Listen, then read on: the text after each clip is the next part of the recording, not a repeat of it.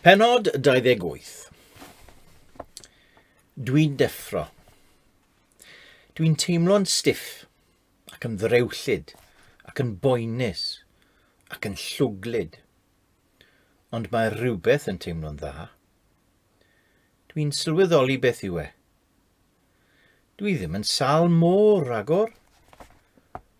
Dwi'n codi pen Bibi oddi ar fy ysgwydd gan ofalu peidio a'i deffro hi ac yn ei gosod hi'n dyner ar ysgwydd Rashida.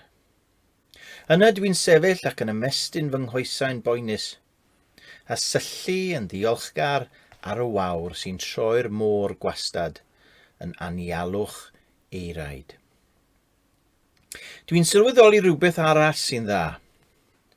Mae'r injin wedi stopio. Mae'r tawelwch yn hyfryd ar ôl 3 diwrnod a thair noson o dwrw a ffwffian. Y cyfan dwi'n gallu ei glywed yw sŵn y dŵr yn taro yn erbyn y cwch a babanod yn crio'n dawel. Ac, yn sydyn, smyglwr yn gweiddi. Mae'r 3 smyglwr yn sefyll o flaen ei caban a'r morwyr o'i gwmpas. Cawl noodles, meddyliaf yn hapus. Maen nhw'n rhoi ragor o gawl noodles i ni. Ond ble mae'r crochan? Mae camgymeriad wedi digwydd, gweidda'r prif smyglwr, gan chwifio llond dwrn o docynnau hwylio. Maen nhw wedi codi'r pris anghywir arnoch chi, mwyn cyrraedd Awstralia, rhaid i bob un talu $100 arall. Dwi'n syllu yn syfrdan arnyn nhw. Dros y dec mae pobl yn rwbio eu llygad yn gysglyd ac yn syllu ar ei gilydd mewn angrediniaeth. Mae Rashida ar ei thraed, mae Bibi yn edrych wedi drysu wrth iddi geisio deall hyn i gyd. Mae'r prif smyglwr yn dweud hyn, eto, mewn ieithoedd eraill. Mae pobl yn dechrau gweiddi a llefain. Mae dyn yn neidio i fyny ac yn ceisio edrych ar y tocynnau yn llawr smyglwr. Ond mae morwr yn ei wthio i lawr ac yn ei fygwth a ffastwn pren. Dwi'n gweld bod pob un o'r smyglwyr a'r milwyr yn dal pastynnau. Heb law am y morwr mewn overalls melyn sy'n dal bwced. Fy mwced bara i. Talwch y pris llawn, gweidda'r smyglwr, neu fe fyddwn ni'n troi yn ôl.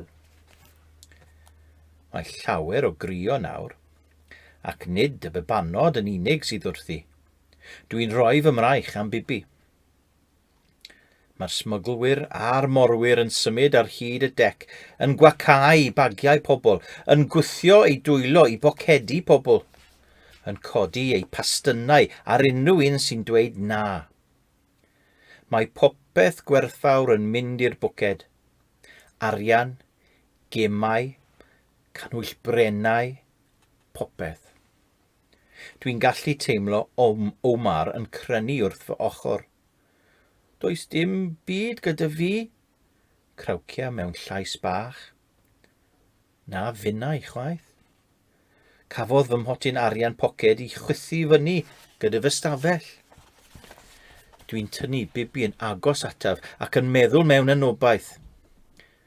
Tybed a fydda'r smyglwyr yn fodlon i mi ddysgu gwerth $200 o driciau pêl-droed iddyn nhw.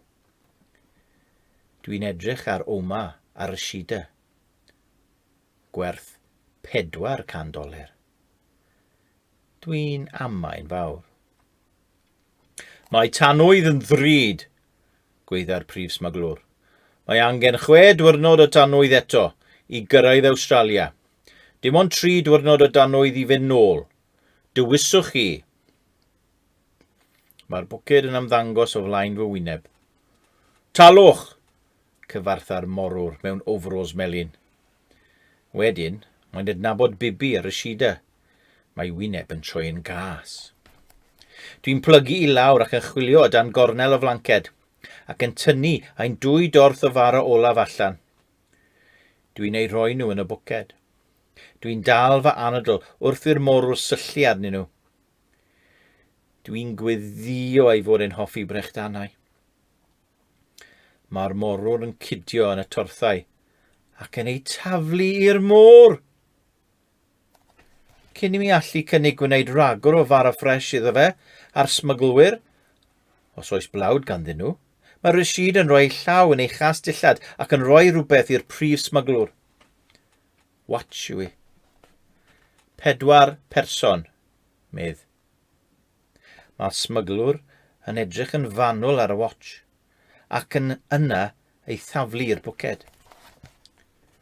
Rydyn ni gyd yn aros iddo ddweud nad yw hynny ddigon. Mae'r morwr yn cul wenu.